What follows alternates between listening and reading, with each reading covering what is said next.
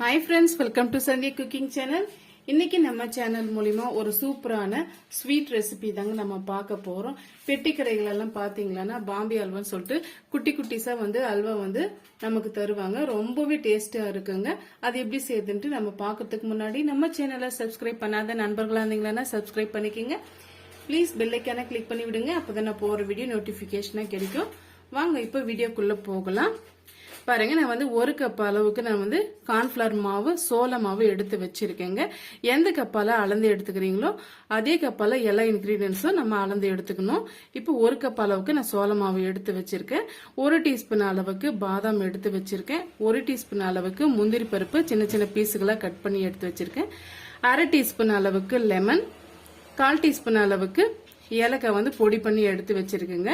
கலருக்காக orange food colour எடுத்து வச்சிருக்கேன். உங்ககிட்ட பிஸ்தா இருந்ததுன்னா அதை நீங்க சேர்த்துக்குங்க. இப்போதைக்கு என்கிட்ட இல்லாதனால நான் விட்டுடுறேன். வாங்க இப்ப எப்படி செய்துட்டு பார்க்கலாம். இப்போ ஒரு மிக்சிங் பவுல் ஒன்று வச்சுக்கிட்டேங்க. அதுல கார்ன்ஃபிளவர் மாவு ஆட் பண்ணிக்கலாம். இப்போ இதே கப்பால 2 கப் அளவுக்கு நம்ம தண்ணி சேர்த்து மிக்ஸ் பண்ணிக்கலாங்க. பாருங்க, 2 கப் அளவுக்கு நம்ம தண்ணி சேர்த்துக்கலாம்.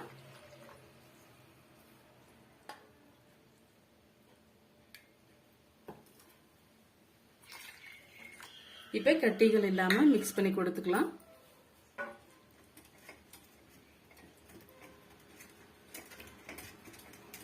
கொஞ்சம் கூட கட்டிகள் இல்லாம கரைச்சி எடுத்துக்குங்க. பாருங்க, கட்டிகள் இல்லாம நம்ம மிக்ஸ் பண்ணி விட்டுக்கிட்டோம். இப்ப இது ஒரு ஓரமா இருக்கட்டும்.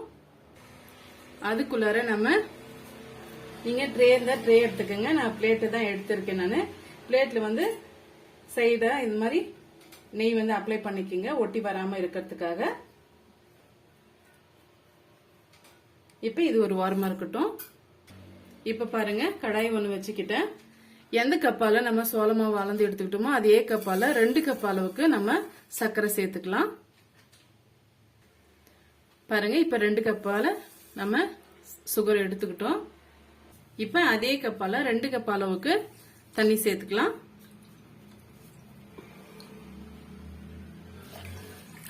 தண்ணி சேர்த்துட்டு இப்ப கொதிக்க விடலாம்.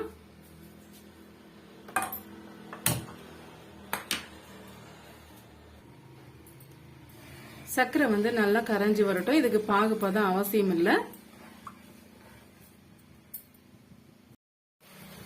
பாருங்க, சர்க்கரை நல்லா முழுமையா கரைஞ்சி வந்துடுச்சு. இப்ப இந்த ஸ்டேஜ்ல நம்ம கரைச்சி எடுத்து வச்சிருக்க கார்ன்ஃபிளவர் மாவை ஆட் பண்ணிக்கலாம். இன்னொரு முறை நீங்க மிக்ஸ் பண்ணி கொடுத்துக்கோங்க. கார்ன்ஃபிளவர் மாவு கீழே தங்கி இருக்கும். நல்லா மிக்ஸ் பண்ணி கொடுத்துட்டு சேர்த்துக்கலாம்.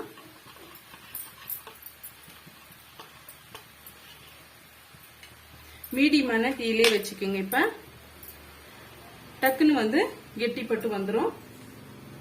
பாருங்க, நல்லா மிக்ஸ் பண்ணி விட்டுக்கிட்டோம். இப்ப கார்ன்ஃபிளவர் மாவை ஆட் பண்ணிக்கலாம்.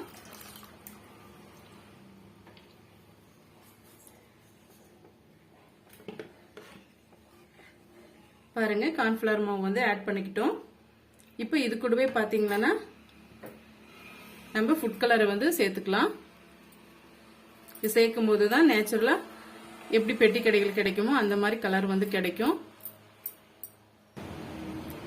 பாருங்க, கார்ன்ஃபிளவர் மாவு நல்லா மிக்ஸ் ஆயிட்டு வந்துடுச்சு, கெட்டிப்பட்டு வந்துடுச்சு. உங்களுக்கு நல்லாவே தெரியும்.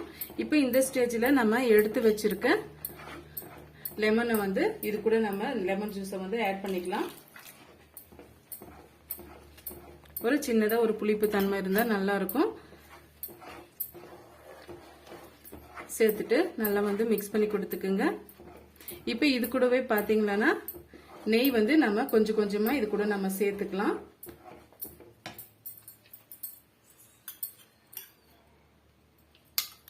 கொஞ்சம் கொஞ்சமா நெய் சேர்த்து நம்ம மிக்ஸ் பண்ணும் போதுதான் நல்லா வெந்து வரும்.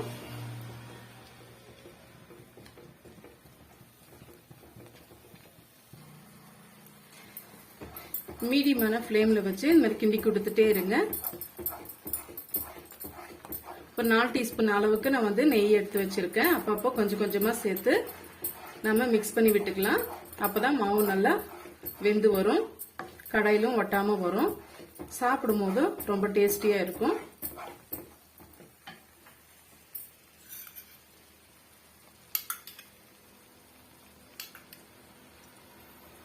திரும்பவும் மிக்ஸ் பண்ணி கொடுத்துக்கலாம்.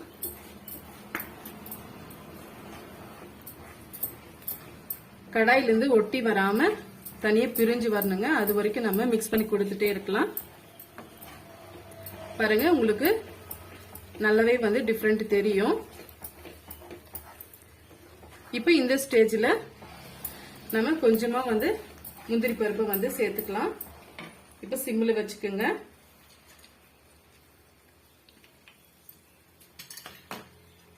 பாதாம் சேர்த்துக்கிறேன். கொஞ்சமா ஏலக்காய் பொடி சேர்த்துக்கிறேன். சேர்த்துட்டு நல்லா வந்து மிக்ஸ் பண்ணி கொடுத்துக்குங்க.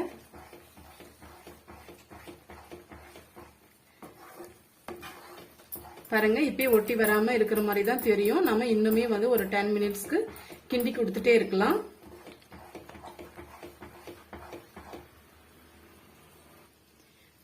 பாருங்க, நம்ம கிண்டி கொடுக்க நல்லா வந்து கீழே ஒட்டி வராம வருது. பாருங்க, நல்லா டிரான்ஸ்பரண்டா நல்லா தெரியுது. பாருங்க,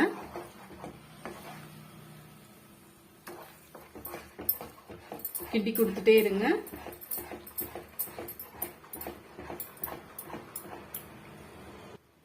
பாருங்க, நல்ல ஒரு திக்கான கன்சிஸ்டன்சிக்கு வந்துடுச்சு. வானலிலும் ஒட்டாம பாருங்க தனியா வந்து இந்த ஸ்டேஜ்ல வந்து நம்ம பிளேட்ல வந்து சர்வ் பண்ணிக்கலாம்.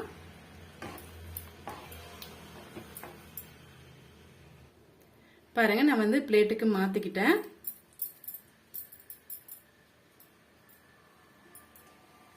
இப்ப கொஞ்சமா அலங்காரத்துக்காக நம்ம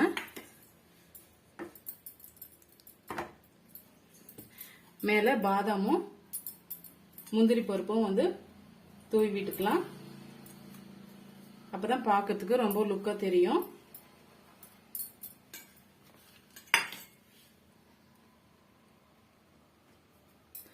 இது நல்லா செட் ஆயிட்டு வரட்டுங்க. அது வரைக்கும் நம்ம வெயிட் பண்ணலாம்.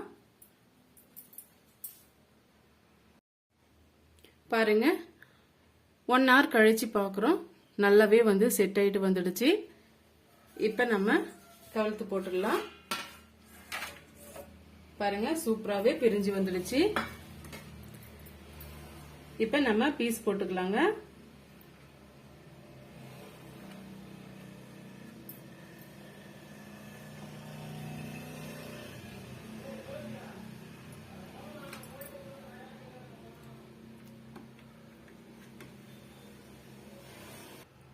பாருங்க, நம்ம கட் பண்ணி எடுத்துக்கிட்டோம்.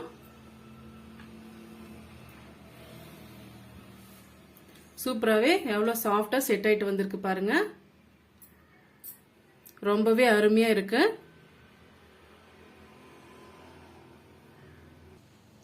பாருங்க, ரொம்பவே சாஃப்டான பெட்டிக்கடை பாம்பே அல்வா வந்து நம்ம ரெடி பண்ணிட்டோங்க. இந்த ரெசிபி உங்களுக்கு பிடிச்சிருக்குன்னு நினைக்கிறேன். பிடிச்சிருந்தா மறக்காம சந்தியா குக்கிங் சேனலுக்கு சப்ஸ்கிரைப் பண்ணுங்க, லைக் பண்ணுங்க, கமெண்ட் பண்ணுங்க, ஃப்ரெண்ட்ஸ் அண்ட் ஃபேமிலியோட ஷேர் பண்ணுங்க. பெல் ஐக்கானை கிளிக் பண்ணி விடுங்க. அப்பதான் நான் போடுற வீடியோ நோட்டிபிகேஷனா கிடைக்கும். தேங்க்யூ ஃபார் வாட்சிங். Thank you my friends.